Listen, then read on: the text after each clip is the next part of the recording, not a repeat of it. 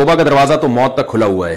100 بار بھی کوئی گناہ کر کے 100 بار بھی توبہ کرے گا تو توبہ قبول ہوگی، بشرطے کہ وہ توبہ توبہ ہو، صرف اوپر کی توبہ نہ ہو، دل سے توبہ ہو. دل سے توبہ کی علامت کیا ہے کہ عزم کر لے کہ آئندہ میں یہ گناہ نہیں کروں گا، پکا ارادہ کرے.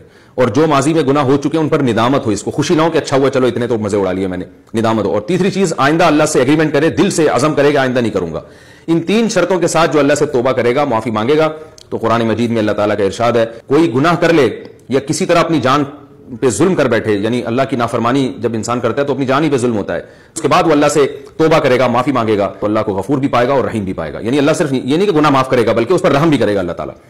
تو اس میں اللہ نے کوئی یہ شرط نہیں بیان کی کہ 1 دفعہ ظلم کرے، 2 دفعہ، جتنی دفعہ بھی ظلم کرے گا اپنی جان پہ، جتنی دفعہ بھی گناہ کرے گا، جب بھی اللہ کے سامنے توبہ کرے گا تو اللہ کو غفور اور رحیم پائے گا. تو 1000 کیا کروڑ بار بھی اگر گناہ کر لیا ہو تو توبہ کرنے سے بہرحال وہ گناہ معاف ہو جاتا ہے. لیکن یہ جو آیتیں ہیں یہ توبہ کی فضیلت میں ہیں، گناہ کی فضیلت میں نہیں ہے. لوگ ان آیتوں سے یہ سمجھتے ہیں کہ یار جب 1000 دفعہ گناہ کر کے بھی توبہ اللہ قبول کرتا ہے تو کیوں نہ بار بار گناہ کرو.